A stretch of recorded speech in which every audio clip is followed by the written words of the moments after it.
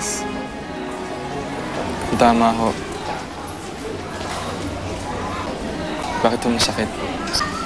Dahil sadyang mahirap tanggapin kung ano ang tama at totoo. Sa totoo lang ho, ma'am. Gusto ko hong pumayag. Gusto ko hong umuo nang niyaya ko ni Elise na magtanan. Kaya ko lang naman ho ginawa yun kasi alam kong mahihirapan kaming dalawa. Mayaman lang ko sana ako. Baka hindi ako nagdalawang isip. Tisoy, maswerte ka, mayaman ka. Mayaman ka sa pagmamahal.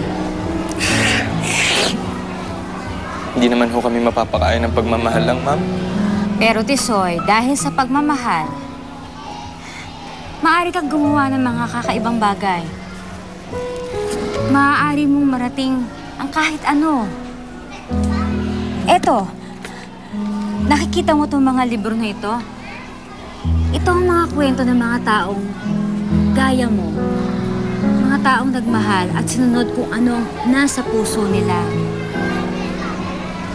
Kaya science, math, o pagtuklas ng mga lugar, pagmamahal sa kapwa o sa bayan, lahat ng mga kwentong nandito ay tungkol sa pagmamahal. Nakakabasa lang ako siguro, ma'am. Ako nasagot ko na yung mga tanong sa problema ko. Tisoy, kaya ka nga nag-aaral. Kaya mo nga ginagawa ito. Kaya ka nga nagsasakripisyo. Kahit na mahirap ginagawa mo, dahil nagmamahal ka.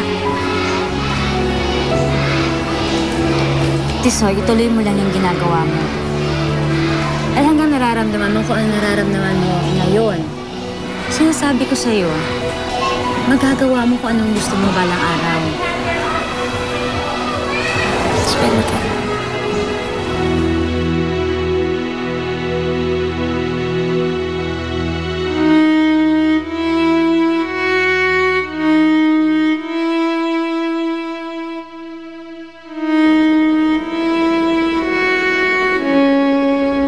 Elise, ano ka doon?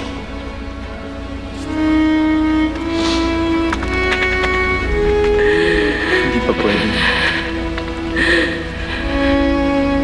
Hindi ako ang lalaking sisira sa buhay mo. Alam mo yun? Ayoko! Ayoko! Elise, umuwi ka na! Hindi ako sasama sa'yo! Hindi ako makikipagtana. Ayoko! Umuwi ka na! Umuwi ka na! Ayoko! Ayoko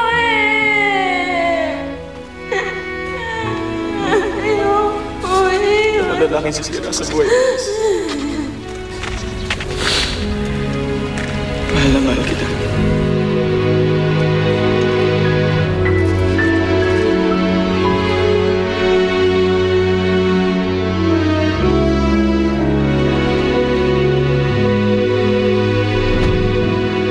Elise! Elise! Dad, Ba't ka umiyak? Ha? Saktan ka ba niya? Ha? Saktan ka niya? Ang kapal na mukha ng Tisoy. Asan na yun? Ha? Tisoy! Dad! Tisoy! Dad! Dad, mali kayo ng pagkakilala kay Tisoy. Dad, mabait siyang tao. Nagpunta ako dito. Nakipagkita ako sa kanya para yayain siya magtanan kami. Pero Dad, hindi siya pumayag dahil ayaw niya masira yung buhay ko. Iyaya mo siyang makipagtanan sa'yo? Oo, Dad, iyaya ko siya. Dahil, Dad, mahal ko siya eh. At wala nakakaintindi sa amin ang pagmamahalan namin, lalo na kayo. Dahil sa'yo, iniwan ako ng taong mahal ko. Tumigil ka na! Ang bata-bata mo pa! Hindi mo pa alam ang sinasabi mo! Alam ko yung sinasabi ko. Kayo, alam nyo ba? Alam nyo ba kung paano magmahal? Hindi. Hindi nyo alam kung paano magmahal dahil wala kayong puso. Pera lang naman yung mahal nyo, di ba? Alam ko yung sinasabi ko dahil alam ko yung nararamdaman ko. Kaya nyo gusto mawala itong nararamdaman ko dahil gusto nyo akong magaya sa inyo. At ayoko. Hindi ako papayag. Tama na!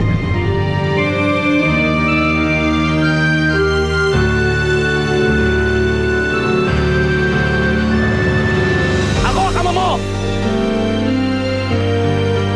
Ako ang dapat masunod! Alam ko kung ano mabubuti sa'yo! Naintindihan mo? Alam ko!